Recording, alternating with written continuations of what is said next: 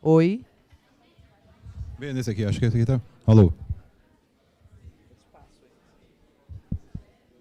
Tava ligado. Tá ligado, mas acho que tá lá na mesa.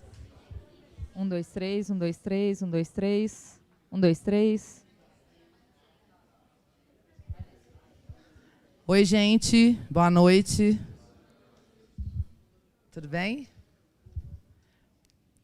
Bom, eu queria começar dando as boas-vindas para todo mundo e agradecendo a presença de todos. Estamos começando, então, agora formalmente nossa disciplina de seminários. E vou chamar agora ao palco a coordenadora, a professora Luciana Andrade, para fazer a abertura oficial e para dar as boas-vindas ao nosso palestrante. Olá, pessoal. A grande maioria aqui me conhece, né? Tem gente aí que já teve umas 600 disciplinas comigo, mas tem muita gente entrando no curso agora. Levanta a mão para mim aqui, por favor, quem entrou nessas últimas 2 semanas aí, né, que provavelmente não teve contato comigo ainda. Então, muito prazer, tá? Eu sou a Luciana, coordenadora aqui do curso. A gente sempre faz essa aula inaugural, né? A gente deixa as entradas dos calouros, por isso que ela está acontecendo hoje, tá, gente? Porque muita gente falou, poxa, mas aula inaugural, já tem um mês e meio de aula, né? Mas é justamente para esperar os calouros se matricularem para a gente conseguir, né, reunir todo mundo. Então, o objetivo dessa aula é abrir a disciplina de seminários, mas também dar oportunidade para os outros alunos, né, de outros semestres terem contato com assuntos do mercado, assuntos mais atuais. Então, hoje a gente vai falar de assuntos que realmente estão aí, né, tendências de comunicação do momento. A gente trouxe o professor consultor da área, né, o Ronaldo Gazel, ele vai também se apresentar aqui, falar um pouco da experiência dele.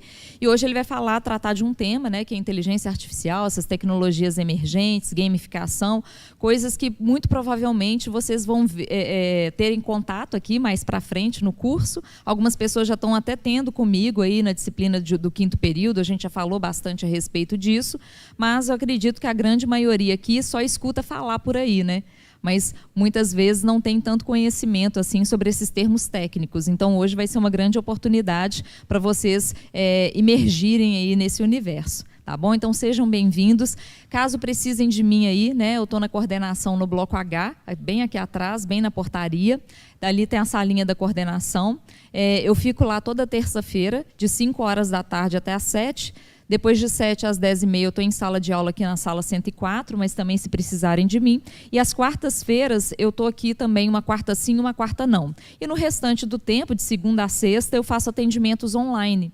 Tá? Principalmente aí nos grupos de WhatsApp, vocês podem pegar o meu contato, me mandar mensagem, eu sempre tiro dúvida, tento resolver o mais rápido possível aí as demandas, tá? Sou muito aberta para dialogar, então fiquem à vontade, tá bom? Então, está aberta aí a nossa aula inaugural.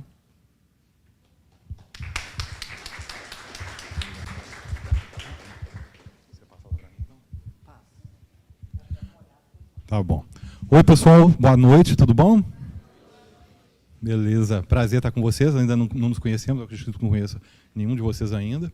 Espero que a gente se encontre aí no mercado, né? BH um ovo, né? Não tem a comunidade do Orkut, né? BH um ovo. Meu nome é Ronaldo Gazel, eu tenho 47 anos, é assustador chegar perto dos 50 anos, a vida passa muito rápido, então aproveitem. É só um comentário etarista. Não, mas agora sério, eu tenho 47 anos e estou fazendo 30 anos de publicidade esse ano. Eu entrei na publicidade em 1993, eu fazia Cefet, edificações, e conheci o Macintosh numa agência. E falei, foi a paixão à primeira vista, né? Eu já mexi com o computador e tal, vi um Macintosh, gente, imagina, em 93, há 30 anos, você vê um Macintosh, uma impressora laser, um scanner, 300, não, fontes PostScript. Hoje a gente abre um computador, entra no Word, coloca lá, digita um texto qualquer, aumenta a fonte, pode aumentar a fonte 200, 300, né? É lindo. No meu tempo de menino, não. As fontes eram tamanho fixo, se pegar a fonte era 32, 64, papá. Aí o PostScript, que é uma linguagem de programação que foi criada em parceria com a Apple e a Adobe, dentro da Tektronix e algumas outras, transformou cada letra. Você sabia que cada letra que você digita no Word é uma equação matemática? Chama PostScript, é uma linguagem. Mas tudo bem, a gente tem pouco tempo aqui para conversar. Eu queria falar que foram 30 anos muito interessantes, muito legais. Eu migrei, fui mexer. A minha carreira mesmo foi no início dos anos 2000, que eu fui diretor de arte da web, aí fiz um monte de site premiado, da Fiat, Fiat Doblô, Fiat Estilo, Uzi Minas, etc. Então, eu construí minha carreira assim. Em 2010, eu resolvi migrar, abri minha primeira empresa de games. e ela existe ainda, eu vendi minha parte lá, mas nessa empresa foi muito interessante, foi um divisor de águas para mim. Por quê? Porque eu queria fazer jogos, sempre gostei de fazer jogos, sou game designer, sou senior game designer, né, desenvolvo jogos até hoje, mas eu queria naquela época fazer jogos, só jogos mesmo. Mas as empresas começaram a nos procurar lá para resolver outros tipos de problemas.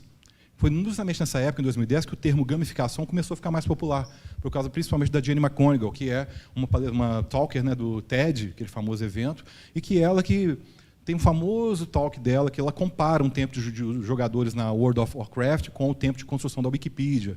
Né? Tipo assim, em uma semana, os jogadores, somado o tempo de todo jogador de engajamento, daria para construir a Wikipedia inteira, em uma semana só de engajamento.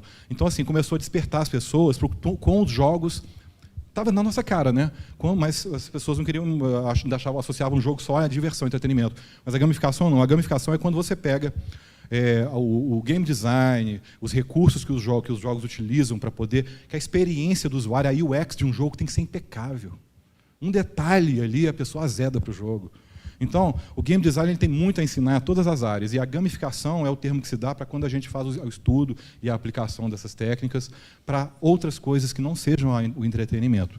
É possível que a gamificação faça uso de games e tenha entretenimento, mas a meta dela, o que está à frente, não é. Tá? Ela vem do design. O design é diferente da arte, vocês sabem. Né? O design, às vezes parece com arte, às vezes o design tem arte e a arte tem design, tem disso. Tá? Não é um troço binário, mas, em princípio, a diferença mais importante do design para a arte é que o design ele se presta a resolver problemas concretos. Ele não é um design, vou fazer uma arte doida aqui, isso aqui é um design. Não, não é. Tá? Você está fazendo uma arte. Quando você pode fazer arte com design, misturar tudo, como eu falei, mas, em princípio, é isso. Mas, gente, nós temos um conteúdo um pouco denso aqui, espero que a gente se conheça. Quem quiser visitar o meu Instagram, eu coloco lá. Meu Instagram não atualizo tanto assim, mas eu uso lá mais como um portfólio. Sabe? Eu coloco lá os joguinhos, as coisas. Então, quem quiser conhecer um pouquinho das coisas que eu faço, tem coisa antiga minha, programa de TV que eu fiz de videogame em 1996. Tem um monte de coisa lá. Legal, tá? Espero que vocês gostem. Eu acho legal, né? Então, vamos lá, gente, tem um tempo curto. Eu quero primeiro falar para vocês o seguinte: nós vamos falar de alguns temas aqui. Essa palestra é uma palestra densa. Tá? No sentido assim, nós vamos falar principalmente de IA, inteligência artificial. Todo mundo já deve ter ouvido falar, ainda que nunca viu, mas já ouviu falar. Né? Então, o que acontece? Quando você fala de IA, você traz um monte de medo, principalmente medo. As pessoas estão com muito medo, principalmente as profissões criativas, porque agora a água bateu no nosso joelho. Né? Veio a primeira revolução industrial, veio a segunda, veio a robotização. Eu estive na Fiat no ano 2000, voltei lá tipo há 2 anos atrás, não tem pessoas mais trabalhando lá. Só robô, praticamente. Né? Então, assim, a gente não ficou tão doído porque não era com a gente. Né? Eu falando por mim, tá? A minha empatia só começou a acontecer depois que eu vi a água batendo no meu joelho.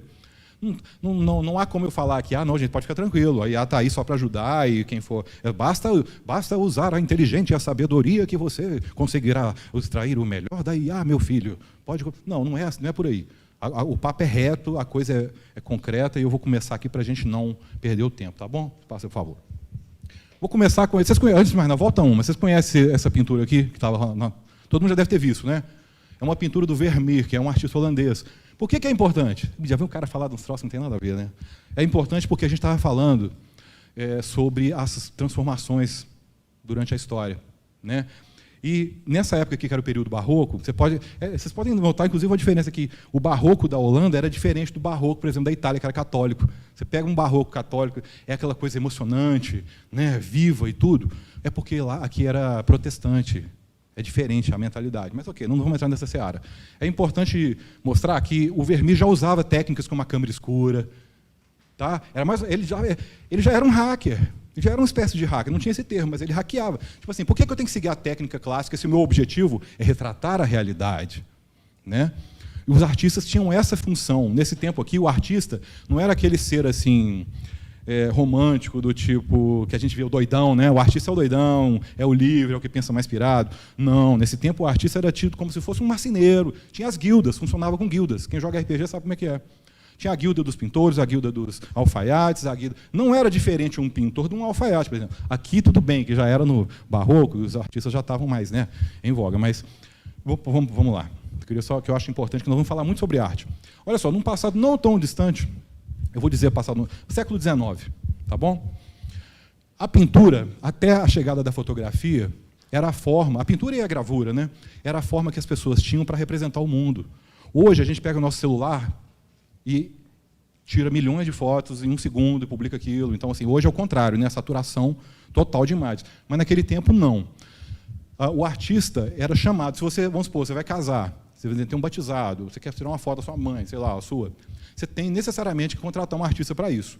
Isso já elimina quase toda a população pobre da época. Então, de cara, tem um monte de situação assim. Mas onde é que eu quero chegar?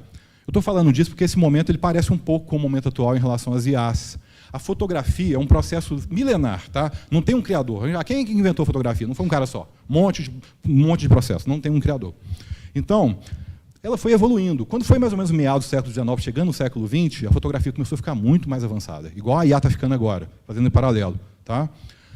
E o que aconteceu? A Kodak, no início do século XX, lançou uma câmera, um quadradinho, chamava Pennycam, que ela custava um penny. E você apertava o botão e ela capturava o mundo, cara. Isso parece ridículo para nós hoje, lógico, né? Mas para a época não. Imagina, a pessoa nunca, imagina eu, um ser humano normal, nunca vou poder capturar uma imagem de uma coisa que eu gosto, nunca, se eu não chamar um artista. Agora, com fotografia, qualquer pessoa aperta um botão, instantaneamente tem a foto. Aí o que os artistas pensaram? Acabou. Acabou. Para que eles vão me chamar? A melhor forma de representar o mundo hoje é a foto, ela é perfeita. E aí eu te pergunto, avança, por favor. O artista acabou, então? Não. Muito pelo contrário. Tá? Foi a partir daqui, isso é que eu quero falar, é a tônica da palestra toda. É preciso, para haver uma transformação, é preciso haver uma insatisfação interior. Porque quem está naturalmente satisfeito com as coisas, como? Não tem lógica, né?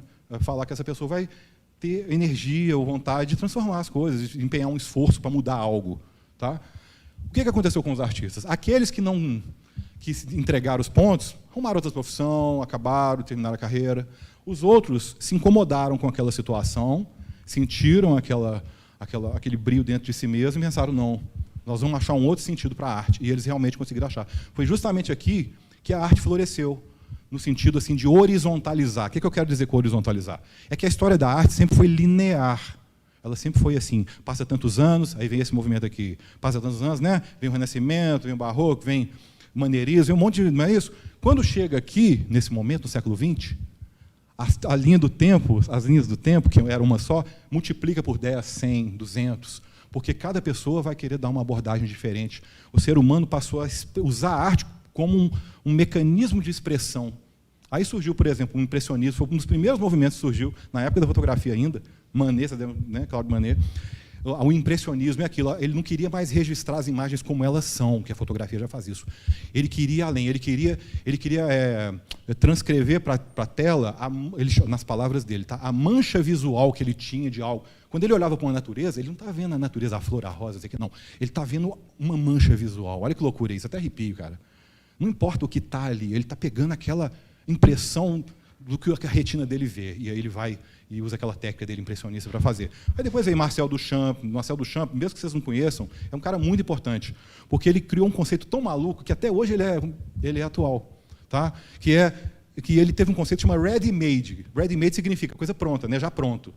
Ele, por exemplo, eu poderia, segundo o Duchamp, pegar essa jarra que não foi feita para o que eu quero, ela não foi feita para ser um objeto de arte, ela foi feita para ser um objeto de uso, né? Eu posso pegar isso aqui e dar um novo sentido para isso. É uma questão meio semiótica mesmo. Você está acostumado a ver um troço em categoria inferior, né, de objeto, ele não remete a nada. Não, eu vou pegar ele e vou colocar aqui em cima desse pedestal, vou colocar uma plaquinha com o meu nome e vou batizar essa obra. O que ele quis dizer com isso? Que a arte é aquilo que eu digo que é. Se eu resolver pegar um objeto, igual ele faz com o ready-made, e transformar numa obra de arte, falar, quem é o louco que vai falar que não? Eu tirei ela do contexto, eu criei uma nova... Eu não preciso daquela coisa romântica do artista ter que fazer com o próprio esforço, né? Tem artistas conceituais que eles não põem a mão em nada, como o Jeff Koons, por exemplo, que é casado com a Titiolina, que era uma atriz dos anos 80. E ele tem lá no MoMA, lá em Nova York, ele tem lá uma ala inteira com projetos que ele nunca botou a mão, ele só planeja. A arte conceitual é praticamente cerebral. Ele só cria o conceito. Olha que louco. Mas aí a gente não vai andar muito na arte aqui, não. Tá? Eu só queria dizer que assim como hoje muita gente, eu vejo muitos artistas, né, principalmente os artistas e os redatores, profissões que estão relacionadas à criatividade, publicitários, todos nós, né, designers, a gente se sentiu pego de calça curta, né? A gente foi pego no pulão, como diz, né? Pego no pulão, tipo, a gente foi pego de surpresa. Então, uma mensagem que eu gosto de trazer é essa, que assim como a arte ela floresceu, ela transformou, hoje a arte ela é responsável por uma cadeia bilionária de negócios no mundo inteiro, né? Então a arte ela venceu, a arte que se estabeleceu. Eu acho que nós também devemos aprender com esse exemplo. E o primeiro exemplo é, diante da inteligência artificial, diante de tudo isso, a única coisa que não vale tudo, menos a inação, você ficar parado no mesmo lugar. Isso não vai dar. Assim como os artistas que ficaram lá querendo representar o mundo e brigar com a fotografia, não conseguiram, tá bom? Vamos avançar. Esse é um quadro também. Esse aqui é uma Midjourney, que é uma dessas plataformas de criação, a gente chama de transformers, né? São inteligências artificiais que fazem transformação e interpretação de imagem. Baseado no quadro O Grito, do Munch, né? Que falava sobre os horrores da guerra, não sei, acho que era a Primeira Guerra, né? Não lembro. Pode avançar mais um, por favor. Então, é normal a gente ter medo dessa revolução daí. Todo mundo tem, não vou dizer que eu não tenho, todo mundo tem, né? Medo é normal, medo é bom, inclusive. Medo é que nos faz sobreviver. Medo é um troço de seleção natural das espécies. Quem não tem medo morreu já, não está vivo, né? Então, de novo, nós não temos a fotografia, mas nós temos a IA, quem é artista, no sentido amplo da palavra, tá, gente? Estou falando artista aqui, profissionais que trabalham com criatividade, redatores, criadores de jingle, ilustradores, designers, todo mundo da área criativa, tá bom? Eu acho que é isso que eu acabei de falar mesmo. A arte hoje ela tem uma importância muito grande, ela é muito forte, e isso significa que a fotografia desenvolveu não só paralelamente, mas existe muita arte que se bebe da fotografia também. Então, rolou uma entropia, um mashup de tudo isso. Uma coisa que é uma discussão atual também é a questão dos artistas. Por quê? A inteligência artificial, não sei se você sabe, a inteligência artificial é baseada em redes neurais. Vou falar um pouquinho lá mais para frente sobre isso. Tá? A rede neural ela tenta imitar um pouco do comportamento do cérebro humano. Vou detalhar um pouquinho mais. Mas, no final das contas, ela aprende, né? É aprendizado de máquina. Então, a inteligência artificial ela não é inteligente sozinha. Ela precisa de ser o quê? Ensinada, né? Então, onde que ela aprende? Onde que é a escola? Onde que é a faculdade da inteligência artificial, vamos dizer assim, né? Vamos pegar. Por exemplo, o Midjourney, que é uma famosa, tem o Stable Diffusion, tem várias, vou citar algumas aqui. Eles procuram pela internet, por todas as fontes possíveis, para poder encontrar, por exemplo, vai lá no Shutterstock e vê lá um monte de artistas, ou então entra lá no ArtStation, né? Por exemplo, vê um monte de artistas, aprende os estilos, entende. Ou seja, a inteligência artificial ela está aprendendo a partir de um trabalho de outra pessoa, tá? E aí isso está trazendo alguns debates, como, por exemplo, os artistas estão buscando, as pessoas estão intensamente buscando uma forma de, inclusive, remunerar, detectar isso e remunerar os artistas cujos trabalhos foram usados para aprendizado de máquina. Tá? Então, só para vocês entenderem o tipo de debate que está rolando. Não sei se vai acontecer isso, mas isso tem que acontecer, né? A gente tem que ficar parado, não dá, não é essa que é a verdade? Ficar parado não dá, então nós temos que pensar como. Só que aí vem o contraponto também, a gente tem que pensar sempre em ponto e contraponto. Se eu fosse botar só o que eu gosto aqui, a palestra ia ser um saco, né? Então tem um contraponto. Os artistas também, por sua vez, não sabem do zero, não. Ninguém nasce do zero. O conhecimento e a arte não nascem do nada. Elas são frutos do quê? Das nossas experiências, das nossas sinapses, das nossas, né? Então, você vê um outro artista e se inspira. Você não vai copiar, mas você se inspirou. Você, de uma forma ou de outra, você absorveu ali. Então, você fez como a máquina, a IA fez. Você também está aprendendo, você também está entendendo. Né? É natural. Então, é uma questão ética muito complexa. O Bill Gates é um cara que defende um troço que eu defendo também, que é cobrança de impostos para robô e a IA. Só que, e ele falou isso antes de acontecer o seguinte, a Microsoft hoje já está considerado, dando um olé no Google. Porque o Google agora está com a Bard, né, que é o ChatGPT dele, é o Bard. Mas assim, ninguém está dando nem bola, para te falar a verdade. Olha a sacada do Bill Gates. Tá? O Bill Gates e a Microsoft começou a ver que esse negócio de ChatGPT, IA, estava bombando, né? Quem é que é a dona e criadora do ChatGPT e do DALL-E, que é uma outra ferramenta de criação de imagens? É a OpenIA. Tá? AI, OpenAI. Então, o Bill Gates foi lá e falou assim, vou botar 10 bilhões, cara, 10 bilhões de dólares. Vou botar 10 bilhões de dólares numa parceria, ele não comprou a OpenAI, tá? E aí, o que a Microsoft espertamente fez? Cara, eu, por exemplo, não estou nem usando Chrome, mas estou usando Bing, eu estou usando Edge com Bing. Quem diria que o Bing, detestável, né? Bing. Quem diria saber que o Bing seria o troço mais cool, mais legal do universo? Ele usa, inclusive, o GPT-4, que depois a gente vai ver mais para frente, que ele não pega só a base de dados, mas ele também consegue pesquisar algumas coisas na própria web mesmo, né? Diferente do chat GPT, que não faz busca web. É possível, mas não por padrão. Então, o que eu queria dizer é isso, né? Será que agora, depois dessa sacada, ele vai querer cobrar o imposto da IA também? Porque agora vai doer no bolso dele, né? Já que ele é dono dessas IA. Vocês vão ver um monte de coisa da Microsoft aqui para frente que ela está implementando com inteligência artificial. Por exemplo, todos os aplicativos da Suite Office vão poder usar o Copilot. Copilot é o nome da inteligência artificial que a Microsoft está implementando. Cria até um PowerPoint sozinho, tá? E dos bons. A gente vai ver mais para frente aqui. Pode avançar, por favor. Uma coisa que é importantíssima é o seguinte, a cultura hacker nunca se fez tão importante como agora, gente. O nosso pensamento tem que ser guerrilheiro. Nós temos vamos dizer assim, um inimigo, ele pode ser visto como uma ameaça, né? Apesar de não ser um inimigo direto, a gente se sente ameaçado, não adianta nem a gente querer, a gente já se sente ameaçado pela inteligência artificial. Uma das formas de lidar, eu falei que a gente não pode ficar parado, né? Uma das formas que eu acho mais interessantes da gente lidar é nos assumindo como um hacker. Tá? Existe uma diferença entre cracker e hacker. Tá? O cracker é aquele cara que é o hacker que quebra senha, que quer te sacanear. É aquele cara do mal, né? Vamos dizer. E o hacker não. O hacker não necessariamente. O hacker é simplesmente um cara insatisfeito com a natureza das coisas, de alguma coisa que seja. O hacker é um cara que é tão insatisfeito com a natureza de algo que ele empenha o tempo e esforços fora do comum para transformar aquilo em alguma outra coisa. Eu posso dar um monte de exemplos de hackerismos incríveis, mas a gente não vai ter tempo. Mas o que eu quero dizer é que nós temos que ter esse espírito de hackerismo, que é o quê? Não aceitar as coisas simplesmente como elas são, como elas vêm, como elas surgem para nós.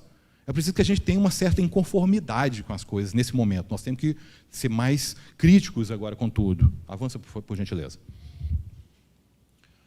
Olha, e tem um outro detalhe também. Com ou sem inteligência artificial, a gente está mega, ultra atrasado em um monte de coisa, já fazendo a minha parte de hacker aqui, tá? Porque eu poderia estar satisfeito com um monte de coisa também e focar nisso. Eu prefiro focar no que eu não estou satisfeito. O Voltaire, né? Ele falava, o mundo é dos insatisfeitos. Tem uma frase famosa dele, o mundo é dos insatisfeitos. Porque são os insatisfeitos que transformam as coisas, né? Se a gente está sempre satisfeito, como eu falei, a gente não tem motivação para mudar. Tá? Então, eu já falei isso, que é a motivação que estimula o hacker é essa, é a transformação das coisas. A gente precisa ter um pouco dessa... Isso é uma coisa exercitável, tá, gente? Não é dom, não é nada. É algo que se exercita dia após dia. E quando você vê, você já está com um senso crítico mais apurado. Pode passar. Eu gosto muito, não sei se, eu não lembro o nome do filme, mas tem um filme do Clint Eastwood que, para mim, é emblemático, eu não consigo nunca mais esquecer. Pena que eu tentei pesquisar, o Bing nem o ChatGPT conseguiram me ajudar, tá? A localizar. Mas é o seguinte, tem um filme dele que ele está com a mulher e com a sogra, uma velhinha, numa cabaninha, cercado por, tipo assim, 300 índios.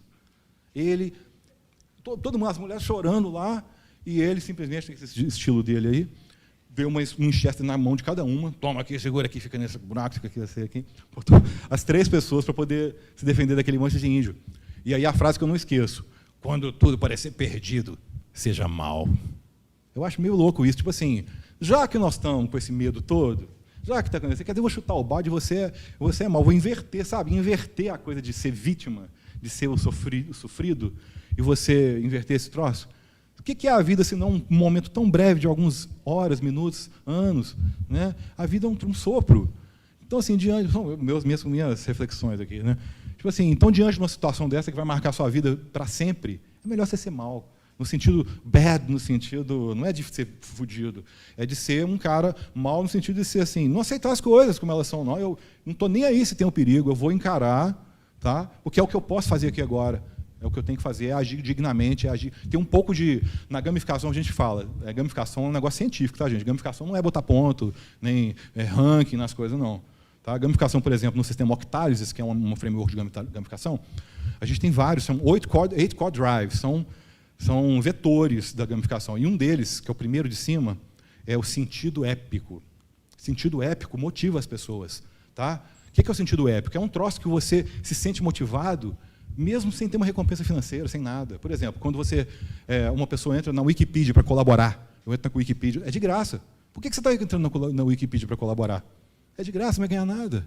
Porque eu tenho sentido épico. Qual que é o sentido épico? Eu estou ajudando a construir o conhecimento humano. Sabe? Você se sentir... O ser humano tem isso, gente. O ser humano não é só carne e osso. O ser humano tem brios também, tem essa coisa de, eu quero me sentir importante, quero me sentir especial, eu quero ter empatia, eu quero... Né? Então, eu acho que isso tem muito a ver. Pode passar, por favor. Uma coisa que eu acho ridícula, né? Problemas que a gente tem hoje, que a inteligência artificial provavelmente não vai demorar para ajudar, né? Que é um verdadeiro inferno de informações falsas. Por mais que tenham, checadores de notícias, etc., independentes, etc. e tal, o mundo horizontalizou de tal forma, e isso, gente, independente de partido A ou B, tá? Não estou falando nem especificamente só de política, não. Estou falando de todos os outros assuntos do mundo também. As pessoas, antigamente, pelo menos eu tinha essa sensação de que havia uma busca meio de todas as pessoas, no geral, assim, um vetor sensível de busca por uma suposta verdade. Por exemplo, o jornalismo trabalha muito em cima disso. Você tem uma verdade, a verdade jornalística ela é sustentada em cima de pautas concretas e de você ter apuração do fato. É uma base do jornalismo, é você apurar um fato. É você receber uma informação e ir lá conferir se aquilo é verdade. Né? Então, o que acontece? Não existe uma entidade de jornalismo, assim como, até porque qualquer pessoa pode escrever. Né? Então, eu não sei, você sabe, eu não vou ficar explicando que a gente vive isso o tempo todo. Tá? Não dá para. Meu pai mesmo me liga quase todo dia para poder saber um boato, alguma coisa, se é verdade ou não, eu tenho que ficar pesquisando. Não é fácil também, você tentar chegar. Então, isso é um problema sério, e se a gente está falando de hackerismo, aqui tem um mercado também. Aqui tem um mercado também. Tá? Quem vai saber o que fazer com isso somos nós, vocês e eu, mas o mercado está aqui. Tá? É transformar o que é um problema... É aquela história, o problema é o nosso tesouro. O problema é o nosso tesouro. Se não tem problema, para que a gente vai ser necessário? Então, é muito bom quando você encontra um problema, porque você tem uma oportunidade de transformar o mundo. E aqui é a mesma coisa. As pessoas têm viés de confirmação, as pessoas não querem exatamente entender a realidade de um ponto. Elas querem mais... Porque não é, eu fico até assim, dá uma certa pena, porque as pessoas muitas vezes não fazem isso porque elas têm uma natureza ruim, mas é porque é irresistível. Toda a cadeia é feita de tal forma que, sabe, até o estímulo mesmo, as coisas que mais bombam nas redes sociais, TikTok, no YouTube, são sempre coisas que alimentam esse tipo de coisa. Tá? A informação, às vezes você faz um vídeo denso com informações importantes, ele não tem nenhuma visualização. Aí um cara, sei lá, mostra a bunda com alguma coisa, 1 milhão, 3 milhões, 4 milhões. Todo mundo sabe disso. Então, assim, é essa distorção que a gente tem que tentar... Ou nós vamos deixar para lá isso? Vai ficar assim mesmo? Não, né? Nós somos responsáveis, nós somos publicitários, nós somos comunicadores. Nós temos uma responsabilidade com isso aí. Não sei como, tá, gente? Senão eu já tinha... Meu $1 milhão já estava garantido com isso aí. Mas eu não desisti, não. Isso aqui é um problema que eu convivo todo dia com ele. Pode passar, por favor. Essa coisa de ter likes, né? Virou um biscoito virtual psicológico. Todo mundo quer ter like. Você passa, às vezes, 4 horas para poder ter um like. Aí você só o like que vai... Igual um cara que é drogadito, fica sem a droga, fica lá naquela coisa. Você já viram um viciado? Os caras ficam em abstinência de cocaína, por exemplo. Tem da televisão sempre aqueles caras, eles ficam doidos. E aí, de repente, quando... Né, é foda, pega aquela cocaína lá, aquela droga, sei lá o que for, fica aquela loucura. Eu acho que é o mesmo comparativo. Outro problema que eu vejo é a usabilidade, a velha e boa UX. Né? Nós somos usuários de aplicativos em várias telas, né? Um monte de tela na nossa televisão, no nosso computador, no nosso celular, no nosso óculos VR, em tudo quanto é lugar a gente tem interface, né? Interface tem para todo lado, interface, botão, texto, botão, imagem, scroll, né, barra de scroll, está todo lado. Só que, no geral, é muito ruim. E eu não gosto não, né? Eu fico triste em constatar que o tal do web design, o design de interface web, virou uma coisa pasteurizada, todos os sites são iguais, todo mundo serve uma formulinha, porque não tem hacker. Todo mundo que é com medo, vai logo ali o quê? Naquele cara que está fazendo e está dando certo. Eu vou fazer aquilo ali. Eu vou inventar moda? Não. O meu tempo, o web design, eu fiz minha carreira no web design, mas no web design era outra história. Era um web design totalmente romântico. Não tinha nada. Tipo assim, era a arte do designer ali, a elegância que valia. Tinha, no máximo, um formulário de contato. A gente fez na Fiat, em 2001, o primeiro monte seu carro do Brasil. Tá? Então, assim, pra vocês terem ideia de como que era. Os sites da Chevrolet, não sei o que, você entrava lá, você via os carros, você não conseguia nem comprar. Então, assim, fazendo um paralelo para cá, né? Eu acho que os sites são hoje horríveis, horrendos, os aplicativos também, a maioria que eu uso, uns botões minúsculos, uns negócios que não funcionam. Sabe, usabilidade, gente, é um negócio sério. Tá? E tem um espaço gigante aqui. A IA pode ajudar. Ela não consegue nem de longe resolver isso aqui, mas ela pode ajudar bastante. Ok? Pode passar, por favor. Não tem imagem nenhuma, né? Esse monte de texto preto. Não vai ter agora, daqui para frente. Reputação digital é um negócio que até hoje a gente não conseguiu equacionar. Você pensa, que raio será isso de reputação? Será que isso é tão importante assim? É super. Vou te dar um exemplo muito claro. Tá? Vamos pegar um grande aplicativo aqui, que é o iFood ou o Rappi. Né? Vamos pegar o iFood. Você pega o iFood, eu estou lá no iFood, sei lá, há mais de 10 anos, talvez, e entra uma pessoa hoje no iFood. Em relação a mim, o iFood enxerga nós dois quase da mesma forma. Quase da mesma forma. Tá bom? No sentido assim, de que eu fiquei 10 anos no iFood e a interface do iFood não me permitiu construir uma reputação. O que eu quero dizer? A reputação é aquele... Você já viu naquela igreja, aquele sacristão que está lá há 20 anos, tem uma puta reputação com a comunidade das beatas. Estou pegando um exemplo assim, totalmente nada a ver, né? Mas assim, posso pegar milhões de exemplos aqui de você ter uma reputação. Né? E você é tratado do mesmo jeito, mesmo você estando há 10 anos e o outro que entrou agora. Eu teria que ter uma forma de que eu construísse o jogo, os games são assim, por isso que a gamificação é boa. Um jogo, por que um jogo bom é um jogo bom? Uma coisa o jogo bom tem, ele consegue fazer você construir uma reputação dentro do jogo, de tal forma que você olha para trás e fala, nossa, cara, olha o tanto de fase que eu já passei, olha esse inimigo aqui que eu passei, olha essa conquista aqui que eu consegui. Estão entendendo onde é que eu quero chegar? Tá? Eu construí uma reputação, eu entro no jogo, eu vejo lá os meus medalhas, meus troféus. Tudo bem que isso é uma coisa simples, mas a sensação é mais importante. De você pegar e chegar naquele ponto e falar, pô, cara, que orgulho eu ter. Você não vai falar isso, mas você vai, né, subconscientemente sentir aquela coisa. Então, eu acho que a reputação é muito importante. Eu vou mostrar exemplo disso aqui mais para frente, um case. Pode avançar, por favor. E pode avançar. Essas imagens todas foram criadas, tá, por inteligência artificial, para ilustrar. As pessoas não estão felizes, inclusive o Brasil caiu, vocês viram agora recentemente, no ranking mundial de alegria. Sensação de infelicidade, irritabilidade, as pessoas estão desengajadas com a vida. As redes sociais, elas são feitas justamente para nos escravizar e de gerar a maior compulsão possível, tá? E você deitar e começar a ver vídeo curto, e aí quando você vê já está no 50º vídeo. E isso é altamente degradante para a gente. Pode passar, por favor. Então, eu estou falando do lado ruim aqui, tá acabando. Porque a gente tem que ficar esperto, o negócio não é ficar incomodado. Então, é preciso que a gente tenha uma noção menos confortável da IA. Excesso de conteúdo, né, gente? Estou falando óbvio, né? E a IA vai contribuir negativamente para isso aqui. Já está contribuindo muito mal. Por quê? Já ouviram falar em dark contents, canais dark, conteúdo dark? É um conteúdo... Oi? Oi? Por exemplo, tem muita gente, igual um amigo meu, ele esse dia falou, cara, estou usando o ChatGPT e Stable Diffusion, que é uma outra geradora de imagens, ele criou um canal evangélico, ele não é crente, tá? Ele criou um canal evangélico, pediu para o ChatGPT gerar um monte de texto evangélico, de coisa, cara, botou uma Synthesia, um avatar virtual para poder falar aquilo, com um monte de vídeo generativo. Cara, ele montou um canal lá, então as pessoas estão fazendo isso, criando cursos. Curso já era um troço meio caído, né? É difícil achar um curso que presta. Um curso que presta, é difícil. Na boa, é difícil achar. Você vai na Udemy, cara, quase só tem porcaria. É 1 em 50 que é realmente bom. Agora, imagina um monte de curso feito automaticamente. Que delícia que deve ser. Imagina o valor agregado daquilo. Pode ser que alguns até fiquem bons, tá, gente? Posso pagar a língua, evidentemente. Mas a tendência, pelo menos agora, é que o excesso de conteúdo, que já é muito, vai piorar. Tá? Dark lojas, o cara monta automaticamente já. O ChatGPT gera código também.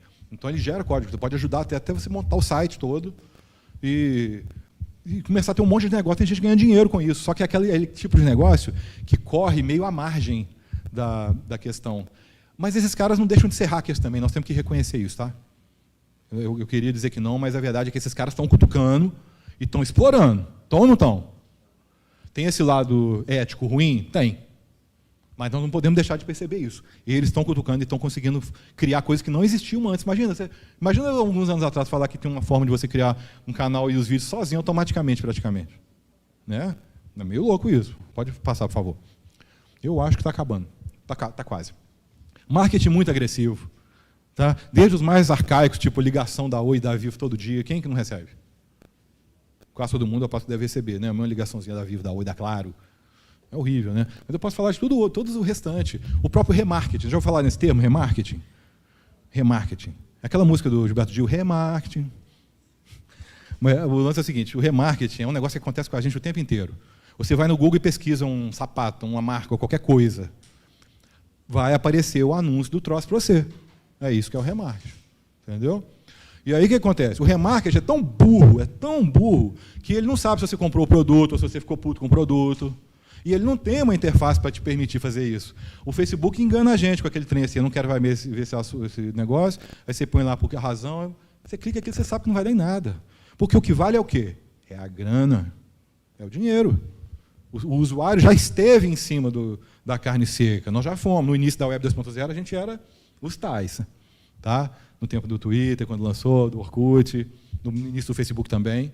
Hoje não, a gente é meros casulos na Matrix ali. Praticamente, tá?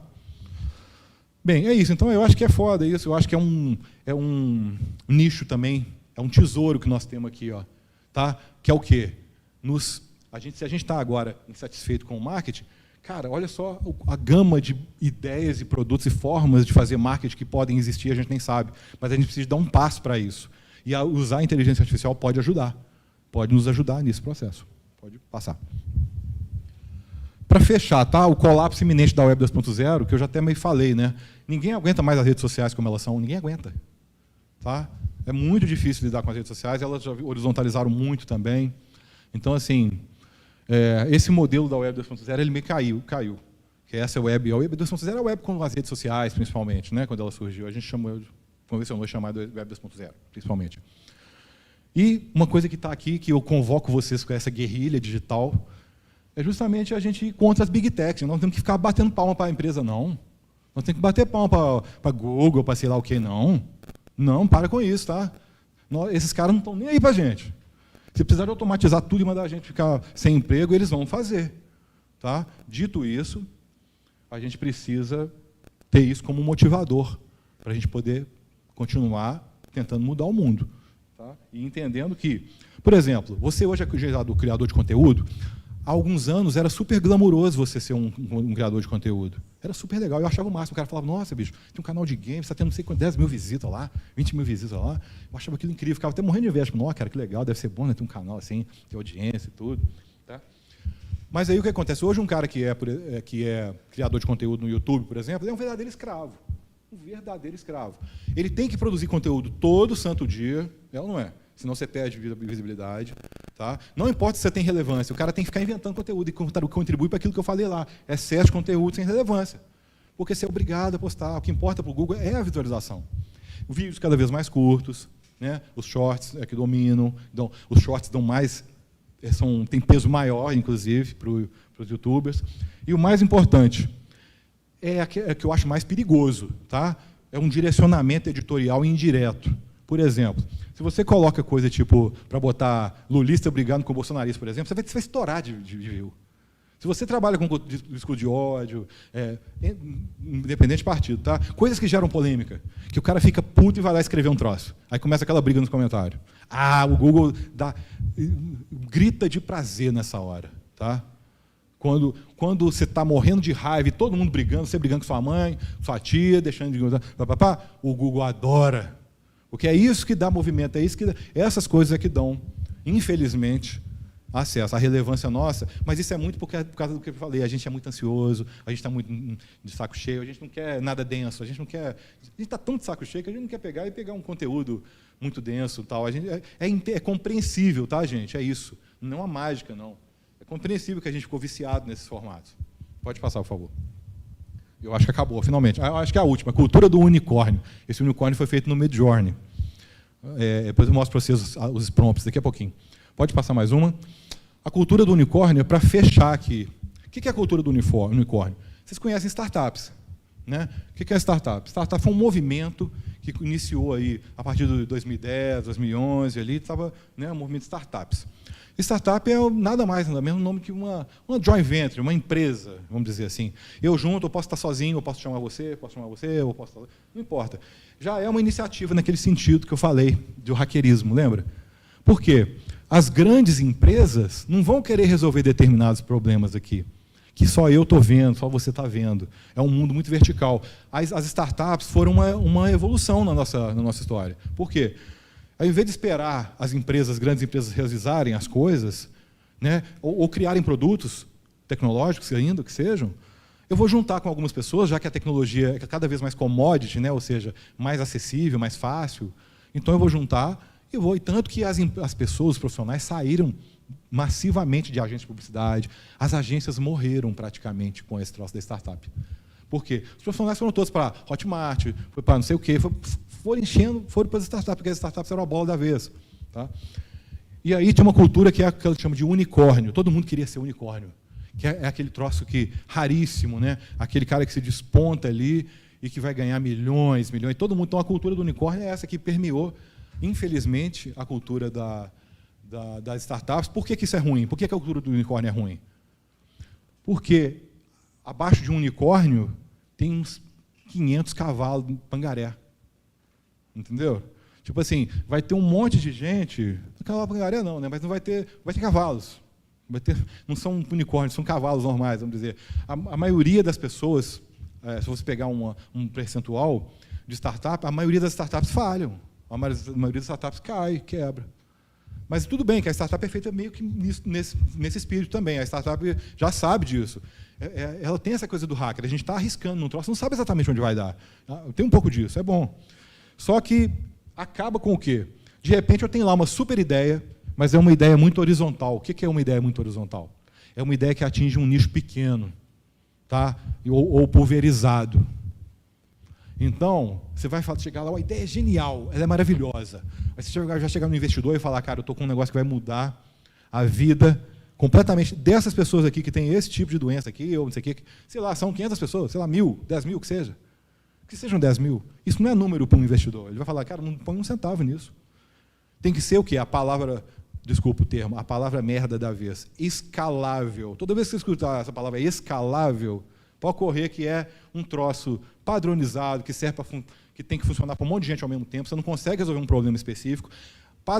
Escalabilidade é retrocesso, ao meu ver, no sentido clássico, tá? De replicar um troço brutamente, sem conseguir identificar e trabalhar na ponta com os meus consumidores. Então, essa cultura está acabando agora. As startups estão fechando também, estão demitindo.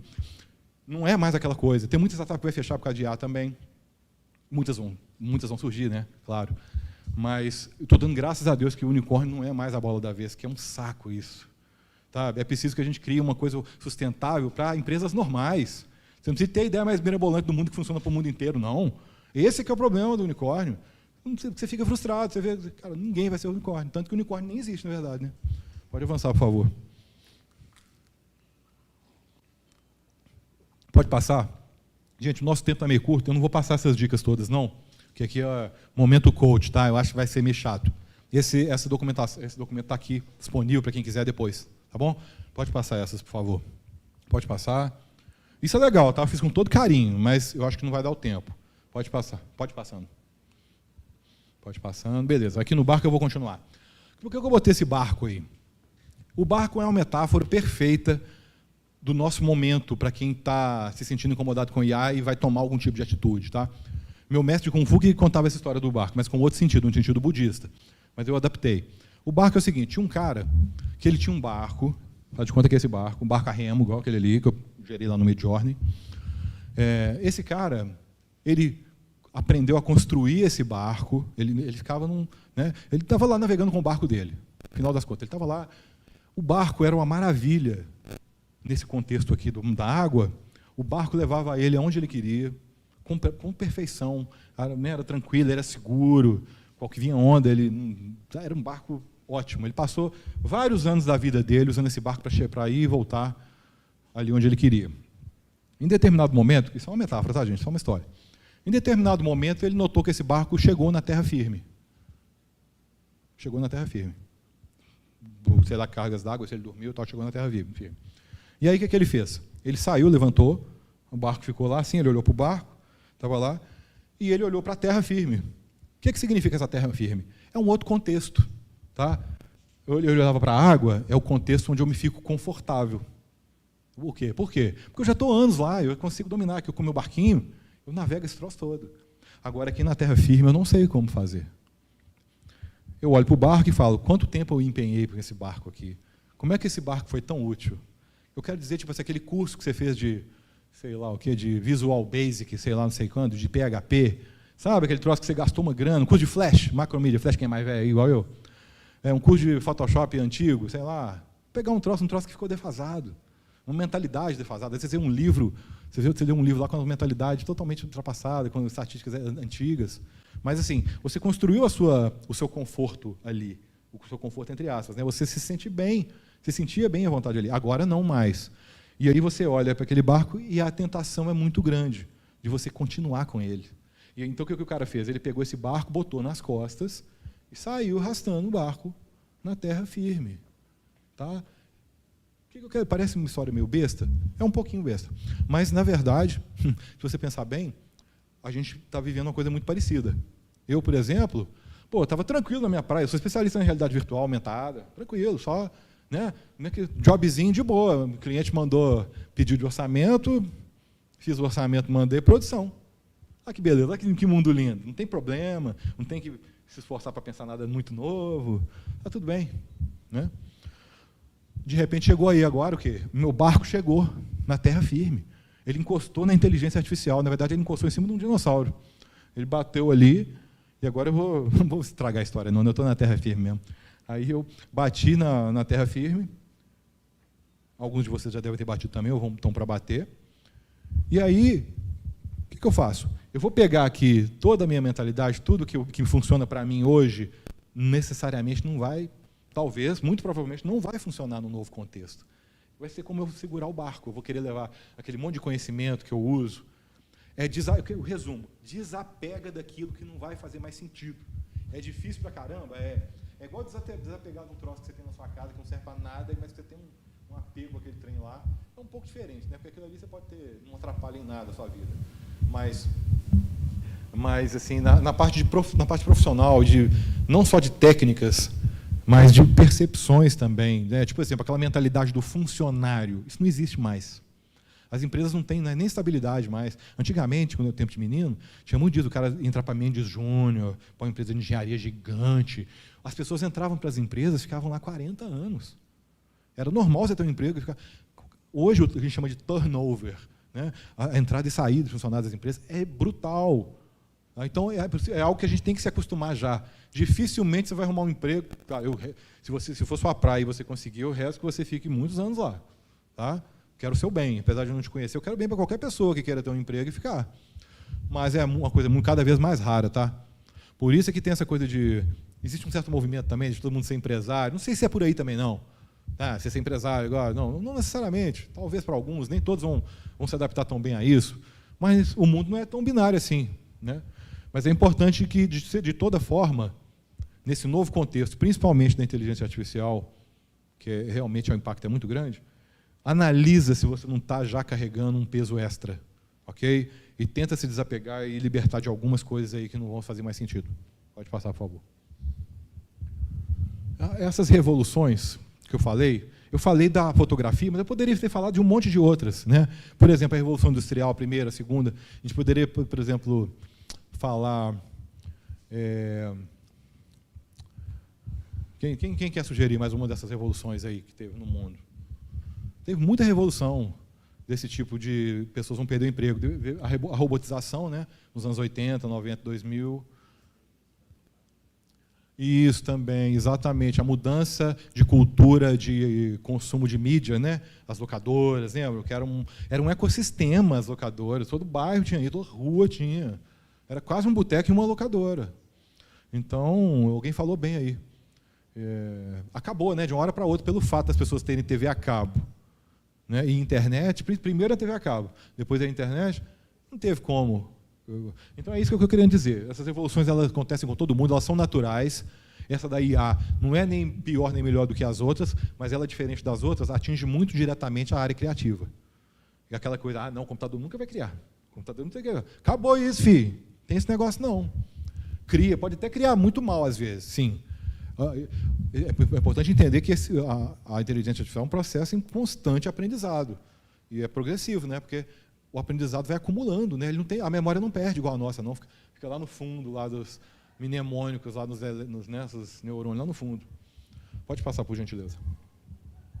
Finalmente, agora vamos entrar na área de inteligência artificial. Isso aqui é um monstro que eu criei para mostrar que, para muita gente, quando você pensa em inteligência artificial, a sensação é mais ou menos essa. É um troço meio assim, um pouco amigável, um troço que parece não ligar muito para mim. Pelo menos eu tinha essa percepção. Pode passar, por favor. E aí a gente vai ver agora um pouquinho sobre inteligência artificial. Vou tentar ser bem rápido, tá? Pode passando. Tudo começa com as redes neurais, como eu falei, né?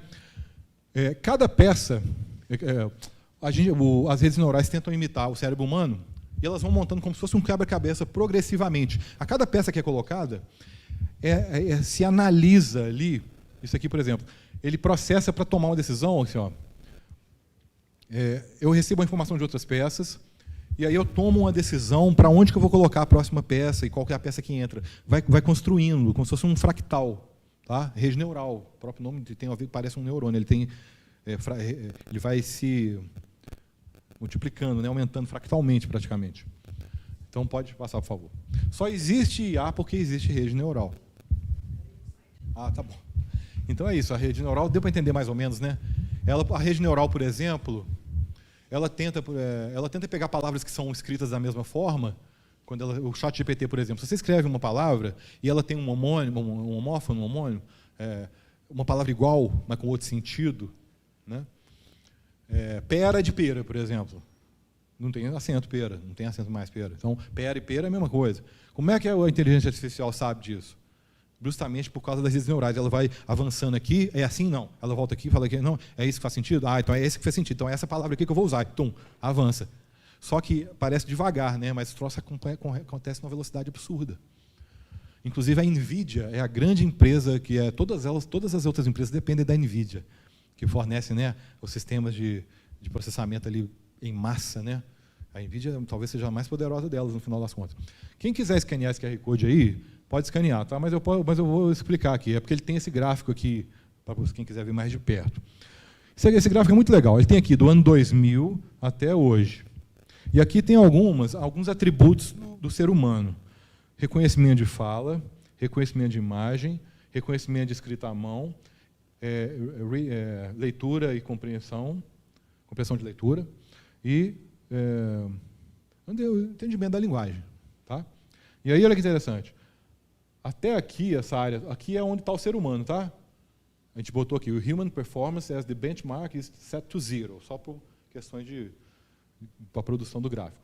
Então, até aqui, vamos pegar aqui, até 2015, mais ou menos, a inteligência artificial fazia tudo inferior a gente aqui, na proficiência.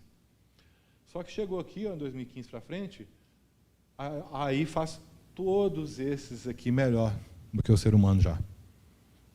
Assustador, né? Por isso que eu falo, não adianta a gente ficar parado. Eu sei, movimentar, sair da zona de conforto é difícil, mas é papo coach pra caramba isso, mas é a verdade. Né? Essa é a verdade. Pode passar, por favor. Vamos ver as plataformas agora, pode avançar. Miro IA, quem conhece? Alguns você conhece, legal. Então, a galera está no onboarding já, está no Discovery aí. A galera está... Né? Pode avançar, por favor, que eu vou falar sobre o Miro. Olha, alguém já fez Design Sprint? Alguém já fez Design Sprint? Levanta a mão quem já fez Design Sprint. Poucas pessoas também. Outro processo, Business Model Canvas, algum processo de metodologia ágil. Então você sabe que quando junta várias pessoas para poder fazer brainstorm e dar ideia, e depois definir que ideia que vai, ideia que não vai, sabe? Todo mundo já sentou para fazer um projeto, ainda que seja na escola, na faculdade, fazer um trabalho, né? Decisões em conjunto, criativas e editoriais, são sempre complicadas. Esse aplicativo chamado Miro, ele é muito utilizado pelas empresas para fazer esse tipo de dinâmica, com post-its virtuais, com diagramas, etc. Tá? Só que até então tudo bem. Eu já fiz vários, então na verdade é até tenso o negócio. Tem que ter um mediador, é tenso porque você é obrigado ali, àquela hora, tem que ter as ideias, aí todo mundo tem que ir continuando a ideia, é tenso, fica meio assim, se você não põe ideia, o povo fica meio olhando para você, porque todo mundo está botando, você não está botando, fica um troço meio chato. O que o Miro fez? Fez um assistente de inteligência artificial, não sei se vocês viram no vídeo ali, se você está sem ideia, ele vai começar a popular aquele troço todo, e você vai perguntando para ele gera código também, é como se fosse uma versão do ChatGPT. Não sei qual que é a biblioteca, qual que é o LLM, né? Large Language, que é o nome do técnico, mas é legal pra caramba. Depois vocês entram lá, miro.com/AI. Okay? Tipo assim, estou falando que isso aqui, para quem é publicitário, dá um arrepio aqui, porque esse troço está praticamente criando as ideias, as campanhas. Então é bom que vocês conheçam quanto antes e façam uso, porque é legal pra caramba mesmo. Pode avançar, por favor.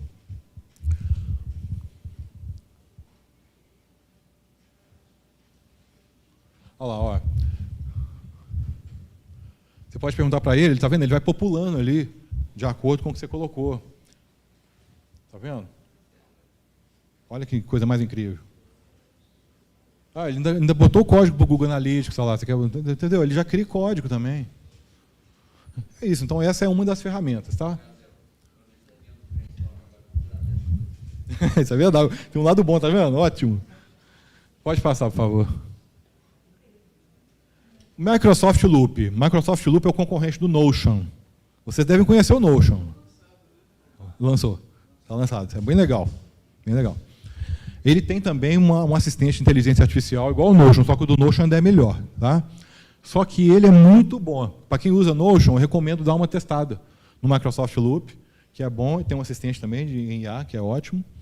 Eu, pelo menos, usei pouquinho, mas achei legal. Tá? Achei, não vou falar que é melhor que o Notion, mas achei a interface limpinha, bonita, bacana. Achei bom, promissor. Tá? Quem quiser utilizar, pode passar, por favor. A integração com os produtos da Microsoft, que é bacana para quem usa a Microsoft. Né? Dá um play, por favor. Tem um play aí dele. Isso. Ah, ele mostra aí. Ó. A integração, né, com a Suite Office toda, o Teams, para quem trabalha em empresas, assim, é muito útil. Né? A maioria das empresas tem, né? Muitas empresas têm o Microsoft para corporativo. Microsoft? Ah, então é ótimo. Massa. Tá vendo? Parece muito com o Notion, bem chupadão. Vocês conhecem Notion? Eu estou falando de Notion aqui. Quem levanta a mão quem conhece Notion? Pouca gente. Notion é um programa parecido com esse. Não dá para definir que tipo de programa é, porque ele tem um monte de função. É até difícil, né? Falar o que é. Um assistente pessoal que te ajuda a organizar um monte de coisa. Documento, roteiro, agenda, projeto, tudo. Pode passar, por gentileza. Oi? Não, mas ele tem um assistente também, que te ajuda a propor coisas e melhorar as coisas. Tipo, você escreve um texto, você vai lá, melhora esse texto para mim, ou então, escreve esse texto aqui para uma pessoa mais jovem, essas coisas ele tem. Tipo o ChatGPT mesmo. Só que não é só de criação de texto ali, ele cria também funções e atividades ali dentro da plataforma, né? Vou sentar só um pouquinho, tá, gente? Minha perna está doendo. Vocês conhecem o Adobe Firefly? Quem conhece? É massa, né? Avança e dá um play, por gentileza.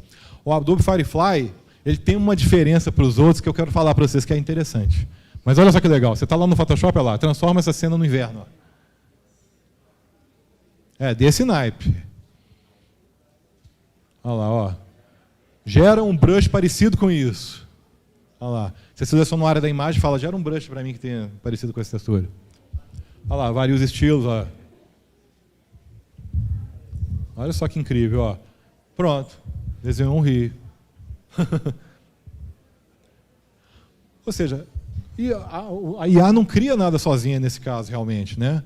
Ela é uma baita ferramenta. Mas ela tem uma coisa muito legal, que eu vou falar o que é.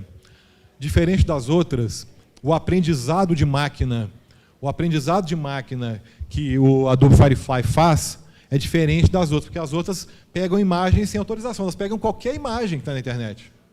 O Adobe Firefly só utiliza imagens licenciadas. E por quê? Para a Adobe é fácil, porque ela tem a Shutterstock, ela tem um monte de coisa. Então foi uma grande sacada da Adobe isso aqui. Eles estão brigando contra isso. Os processos estão pauta comendo.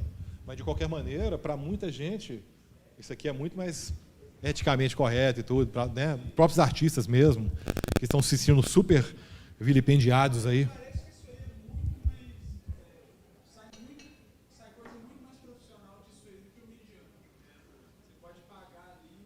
Tem potencial, eu acho também. Tem potencial de fazer. Porque o Midjourney e essas outras IAs, essas IAs vocês já viram, né? Essas IAs, quando eu falo IA, inteligência artificial, tá, gente? Essas IAs que criam imagens, elas têm um problema que é o controle. É difícil, que é justamente a arte que eles falam, engenheiro de prompt. Já ouviu falar nesse termo? Que eles falam, é a profissão do futuro. Já é uma das. Vamos dizer que não é a profissão, não, mas é uma delas, né? Que o prompt é o quê? É uma entrada de texto. No caso do GPT, né, do chat GPT, é uma entrada de texto, do Bing também. Então, a arte do prompt é muito curiosa. Né? Um comando que você põe, por exemplo, lá no Midjourney, se você quiser excluir alguma coisa, você tem um comando para isso. Não adianta você botar no texto assim, tira não sei o quê. Tem um comando.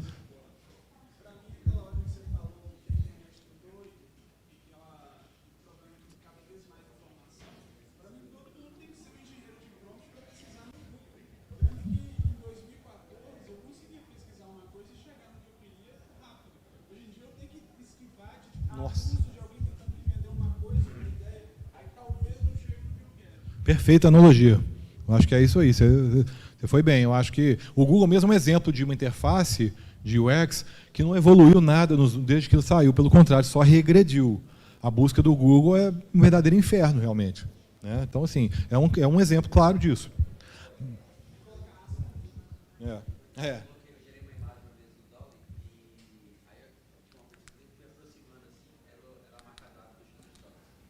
Nossa. Aí tem um IA que tira, né, também. Aí... Mas vamos lá, avança, por favor. Midjourney, o famoso Midjourney, né? Ele usa o que? O prompt do comando, tá? Ele é diferente do Bing Image Creator, que é o concorrente do Midjourney. O Bing, como é a parceria da Microsoft, usa o que? O Chat GPT, para poder fazer a entrada de dados. São duas coisas diferentes, vocês vão ver aqui na frente. GPT e Chat GPT são diferentes, por incrível que pareça. Tá? Então, se você ouvir GPT e Chat GPT, sabe que elas são diferentes. Vou explicar o porquê. Não, vou explicar daqui a pouco, tá bom? Para vocês entenderem. Que um tem a ver com escrever, digamos, interpretar a linguagem humana e criar textos humanos, que é o GPT. E o Chat GPT é justamente o que cria o diálogo com o humano. Tá? Vocês entenderam? A diferença é sutil. Um cria os diálogos, a conversação ali. Né? Interpreta, você cria, ele interpreta o que você falou. E o outro, que é o GPT, é responsável pela criação dos textos, das respostas mesmo, do conteúdo. O Midjourney, como é que ele funciona? Eu quero usar o Midjourney. Você quer chegar em casa hoje, se vocês quiserem, é muito legal, é viciante, só tem esse problema, é viciante. Né? Tem duas formas, gratuita e paga. A gratuita, ele funciona no Discord. Vocês conhecem o Discord? É uma plataforma de grupos, de pessoas, como se fosse um Mirk antigo. Então, lá dentro do Midjourney, se você não está no plano gratuito, você vai entrar num canal cheio de gente. Então, se você colocar o seu prompt lá, né, prompt é esse comando que eu peço, cria uma imagem assim, assado. A barra de rolagem vai subindo, então às vezes é difícil localizar, não é muito confortável. Então, no plano pago é mais legal, que você tem um chat exclusivo com o Midjourney e fica pedindo as coisas para ele, é muito melhor. Pode passar, por favor. Eu vou te passar também, que aqui a interface do Midjourney não é tão interessante assim. Pode passar. Eu vou mostrar mais para frente. Stable Diffusion é parecido, só que a diferença é que o Stable Diffusion é open source. Isso é muito legal. O open source sempre é bom para nós. Sempre a melhor opção sempre é open source, em qualquer circunstância. Porque é a opção que dá mais poder para as pessoas. Né? E não concentra o poder numa empresa só. Ao invés do Chat GPT, quando você conversa com o Stable Diffusion, ele usa essa outra tecnologia aqui, chamada OpenClip. Tá? Não preocupa com esses nomes, não. É só mesmo, não preocupa nem guardar os nomes, é só para vocês terem uma pequena noção mesmo aqui, que é quem não conhece. E uma outra coisa também, o Midjourney ele funciona remotamente, né, na internet. O Stable Diffusion não, ele deve, né, ser instalado no seu computador mesmo. Você cria um servidor ali na sua própria máquina. É pesadíssimo, tá? Prepara aí 50 GB aí no mínimo para poder baixar a biblioteca toda. Pode passar, por favor. Pode passar também, não vou mostrar a interface. Não, acho que não tem muita importância. O Bing Image Creator é muito legal também. Pode passar também, por favor. As imagens criadas pelo Bing são do DALL-E. Aí mais uma coisa, né? Não falei ainda do DALL-E. O DALL-E é igual ao Midjourney, é um gerador de imagens, LLM. Tá? E o DALL-E ele é mais fotográfico. O Midjourney é mais artístico. Tá? Aqui, por exemplo, eu fiz até um teste, olha lá que legal. Eu botei lá, ó, um astronauta vestindo rosa, falando como uma baleia. Olha o que ele vai me fazer. Ó. Enquanto ele está preenchendo aqui, eu vou falando. Então, aquele ali fui eu que botei, para ele desenhar para mim, para ele criar. Ele já criou lá, ó. Criou o astronauta vestindo rosa, falando com uma baleia. Eu vou ampliar para vocês verem aí, tá vendo? É muito louco, né? Tem mais umas... Tá bom, pode passar, por favor. Vocês conhecem o Microsoft Copilot? É o assistente da Microsoft. Agora, avança, por favor. Dá um play aqui. Agora o Copilot fazendo um PowerPoint sozinho, tá? Vou deixar vocês verem.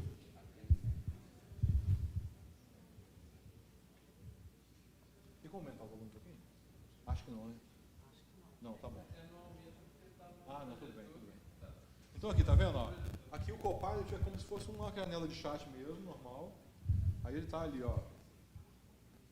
Criar uma apresentação baseada na proposta para Van Nasdel, não sei o quê. Você vai pedindo, ele vai criando os slides para você, ó. Olha lá, cria em 5 slides que dão mais ou menos 10 minutos para poder apresentar. Olha só, ele já cria a quantidade compatível com o tempo que você tem. Tá? Olha lá, adicione slides sobre o custo-benefício dos materiais sustentáveis. É muito legal, né? Olha lá. Adicione animações para esse slide. É assustador, né? Tá vendo? É isso, é um troço assim de louco mesmo. Pode passar, por favor. Já expliquei isso, né? Pode passar. ControlNet, pode passar. ControlNet é uma forma de ter mais controle. Porque só no prompt, às vezes você tem que fazer muitos prompts, né, Lana? Tem que fazer prompt, mas dá certo, uma hora que vai. Você vai controlando ali, sabe? Tira isso, coloca isso, mais assim, mais embaixo. Só que olha que legal, pode dar play.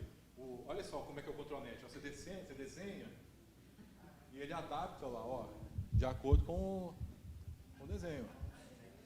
É legal ou não é? Aí, ó. Esse aqui é o ControlNet, é uma biblioteca para usar como Stable Diffusion. É aquele que instala localmente. No YouTube tem toneladas de tutorial, né? É bem fácil, né? O que é difícil é instalar, que é pesado. Se tiver HD suficiente ali, pode mandar o dado que é muito massa, né? Pode passar, por favor. Agora vamos entrar na gamification um pouco. Por quê? Eu trabalho também com gamification. Vou falar de gamification porque a gamification agora, ela... 5 minutinhos, né? Tá bom. Nós estamos chegando lá. Pode passar, por favor. A gamification ela pode ser uma estratégia de guerrilha diante desse processo todo que eu falei aí, da dificuldade, né, cultura hacker e tal. Pode avançar, por favor. Aqui é um percentual interessante do Instituto Gallup, mostrando os empregados como se considerem engajados no próprio trabalho. 63% das pessoas não se consideram engajados. E 13% só se considera efetivamente engajado. Pode passar. Nas empresas. E aqui nas escolas e nas faculdades. No ensino básico, 76% são engajados. No ensino fundamental, 61% e no ensino médio, 44%. Então, cai com o tempo passando. Pode passar. Aí eu gosto de falar morte ao metaverso e nas NFT, porque eu sempre odiei o jeito que as pessoas fizeram. Trataram o metaverso, trataram NFT. NFT sempre foi uma desculpa para poder criar um monte de sites para dar golpe brasileiros, então estão na blacklist mundial. Ninguém joga nenhum jogo NFT brasileiro, porque vários deram tombo em todo mundo, né? Criaram as moedas, criaram os valores, os ativos digitais todos e tal. Então eu vou mostrar alguns exemplos aqui rápido que eu desenvolvi que não utilizam NFTs especulativos e um metaverso que tenha propósito, né? Porque não adianta ter metaverso se não tem propósito. E daí, que adianta esse metaverso ter propósito? Pode passar, por favor. Por exemplo, aqui para PagMenos, a gente usou a inteligência artificial para poder criar uma família, que é a família PagMenos, para poder criar uma empatia. O processo de gamificação ele passa por isso também, de você criar uma empatia melhor, um monte de coisa, não é só botar pontinho e diversão. Pode passar. Aí a gente criou um perfil para cada um, a Valmarieta é o mais importante, e porque o Gael e a Sandrinha gastam muito com ela também, e ela. Tem um monte de detalhe legal aqui para a coisa, pode avançar. E aqui é onde a gente começou a pensar no processo de gamificar o próprio site deles. Por exemplo, eu não falei da gente construir reputação? Não falei isso várias vezes? Vou dar um exemplo claro aqui. Quantas vezes você já entrou num site, passou pelo tutorial e pronto, não aconteceu mais nada? Muitas vezes, né? O tutorial é meio que uma obrigação. Aqui não, olha só que legal. A pessoa entrou, tem um tutorial de 5 passos aqui. Aí ela vai falando, cuidado da saúde, vai dar conta aqui, aí tem a setinha, você vai passando. Na hora que você completa, eu venho aqui e te dou um brinde, ó. Eu reconheço que você fez isso é construir reputação. Eu falo, parabéns, você aprendeu o básico da jornada PagMenos, passando por todo o tutorial, ganhou 300 pontos. Uma coisa boba, mas que você pensa, nossa, cara, ele reconheceu o esforço que eu tive em fazer esse negócio. Muita diferença na maioria desse processo. Reputação não é competição, não é de com os outros. Exatamente. Pode passar mais uma. E aí nós criamos essa moeda em Ethereum, já que é uma criptomoeda, e a criptomoeda Ethereum, ela permite também, que ela é mais avançada do que o Bitcoin, né? O Ethereum permite você criar contratos nele. A gente chama de contrato inteligente. Qualquer contrato. Só que você registra ele com blockchain. É um outro assunto, blockchain, não tem tempo agora. Mas blockchain, de uma forma bem simples, são dados que estão encadeados de forma impossível de desencadear, praticamente, escaláveis, e as informações de um vão sempre passando para todos os outros. Se você tem um, você tem as informações de todos os outros. A gente chama de hash. Entendeu? E por isso é que a gente sabe que quando tem uma anomalia ou uma quebra, porque como todo mundo tem aquele espelho do hash, fica sabendo. Mas como é que funcionava o PagPoints? É uma moeda, eu queria criar uma moeda que não fosse especulativa. Como é que ela funciona? A PagMenos tem estruturas nas farmácias do Brasil inteiro, tem estruturas chamadas Clinic Farm, em que a pessoa chega lá, ela tem quase que um hospital. Tira exame, faz um monte de coisa nesse Clinic Farm.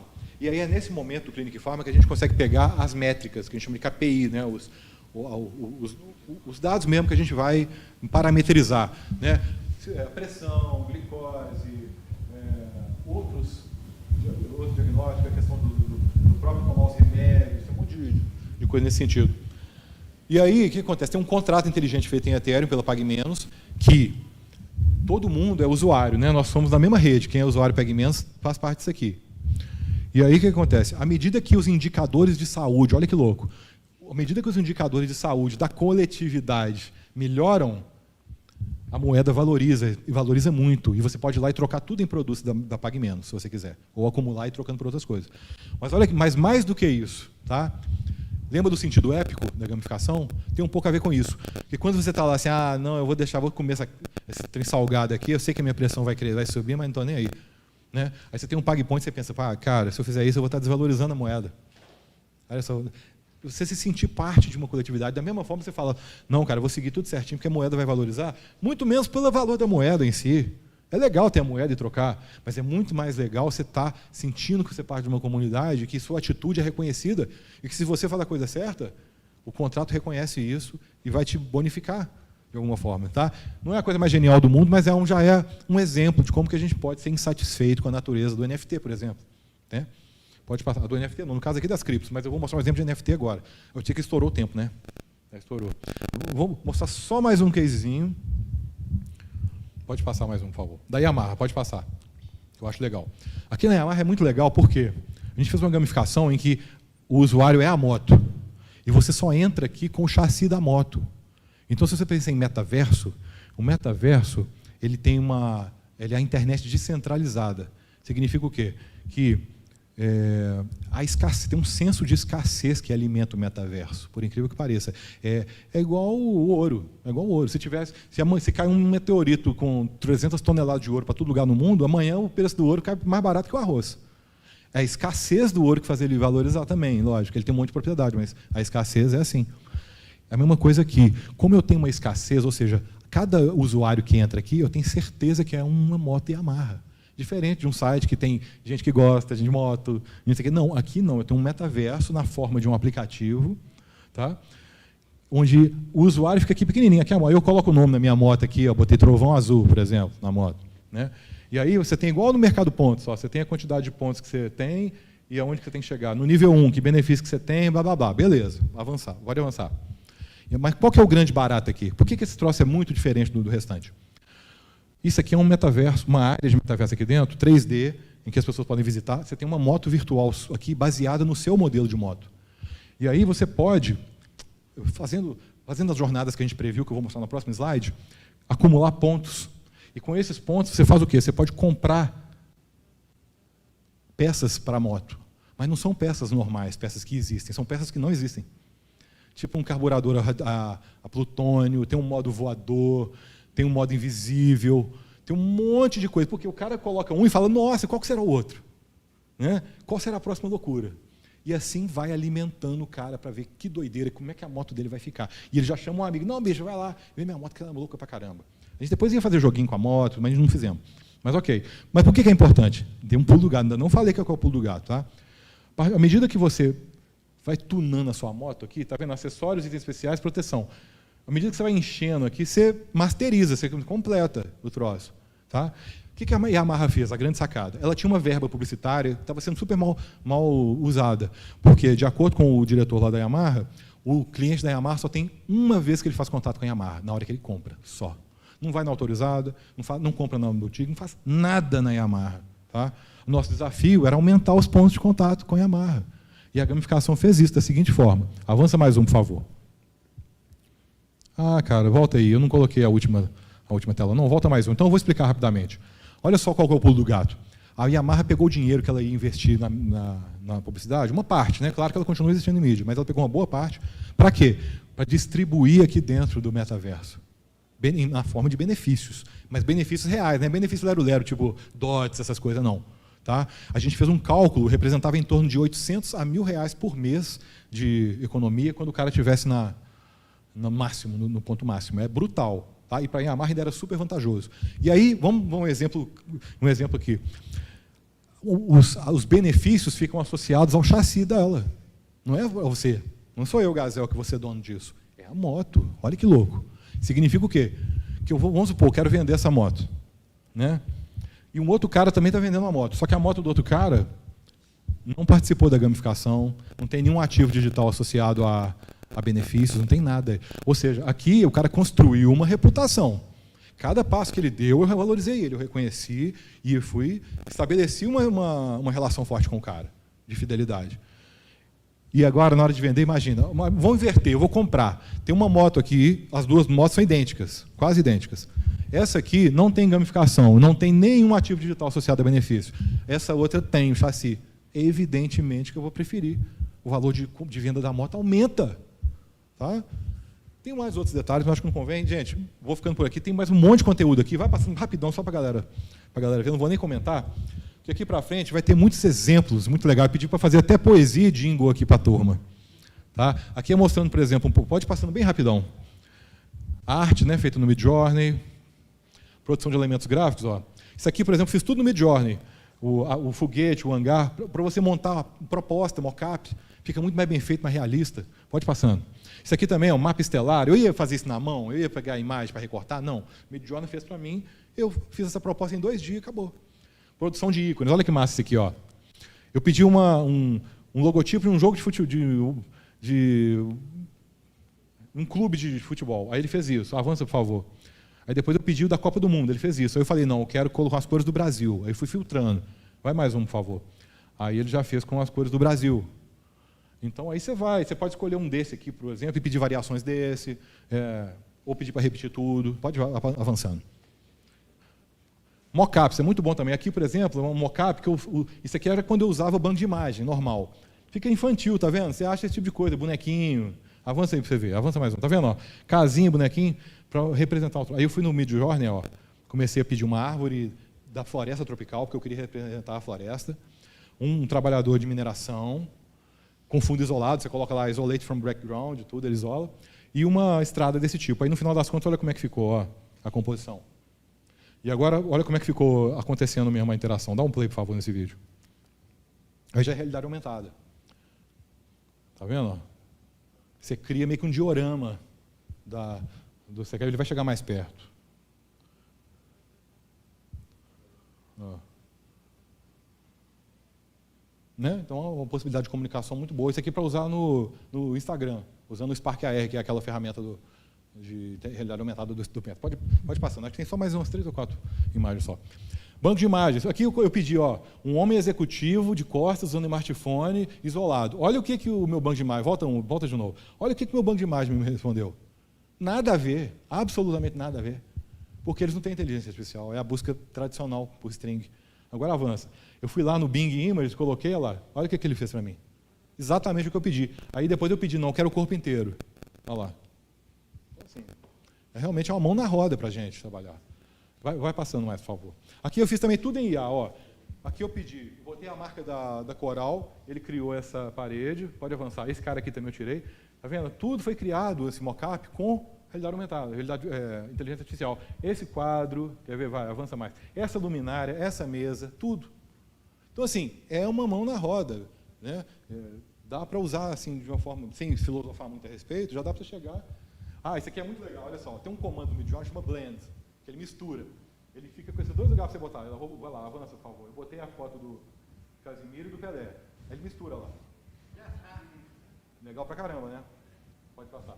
Aqui também é legal, Marilyn Monroe com 65 anos. Ó. Então, você pode fazer isso também. Pedir para ele imaginar coisas que não existem. É muito massa. Pode passar. Produção de texto. Aqui que eu quero mostrar para vocês que eu fiz. Com todo carinho. Vai lá, faça por favor. É um jingle. Eu pedi um jingle lá. Jingle para um site de apostas com temática esportiva, um público de 20 a 30 anos, não sei o quê. Avança. Aí ele fez um jingle meio careta, ó. Vem apostar, vem ganhar, nosso site é só emoção. Nesse mês você não vai poder perder, R$1.000 em bônus para você. Aí eu achei meio careta, eu falei, retire esse negócio de 20 a 30 anos e use uma linguagem mais jovem, animada e vendedora. Olha como é que ficou. Bora apostar, bora ganhar, nosso site é só adrenalina, e nesse mês tem uma promoção, 1.000.000 de bônus para você. Olha como é que mudou já, totalmente. Esportes apostas e muita vibe, nosso site você se diverte, se for esperto ainda lucra, futebol, basquete ou qualquer esporte. Cara, é muito legal isso, né? Pode passar mais um aqui, tem uma poesia para fechar. Hã? Pois é, avança. Produção de textos artísticos, ó, vai lá, a poesia agora. Eu pedi aqui no Bing, tá? Olha lá. Eu pedi, escreva uma poesia a nova turma do curso de Publicidade e Propaganda da PUC São Gabriel com 3 estrofes. Aí ele fez, ó, uma nova turma se formou na PUC São Gabriel, com talento e dedicação vão brilhar no mundo da comunicação.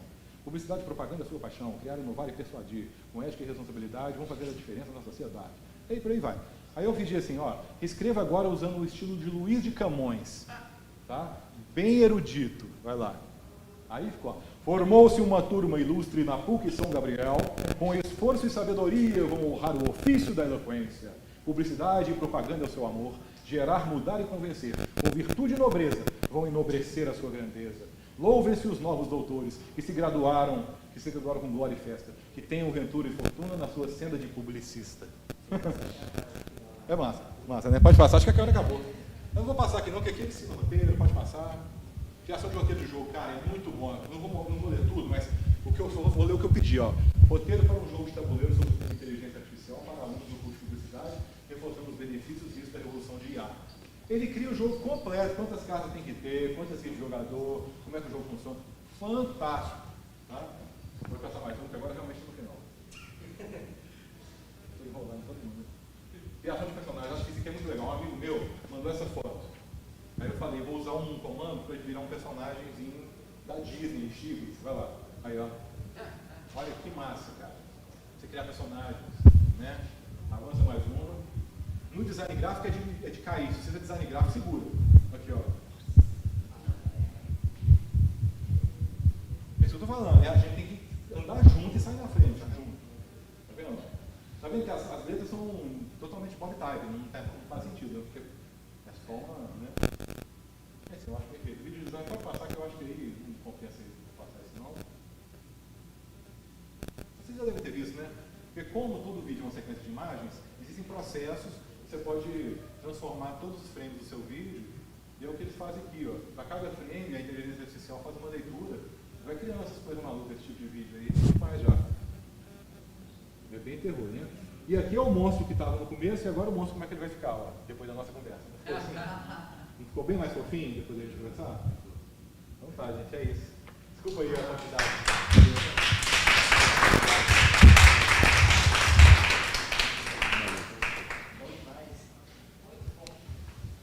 Obrigado. Oi? Um pouco assustador. Sim, sim. Né? Que bom que você gostou assim mesmo.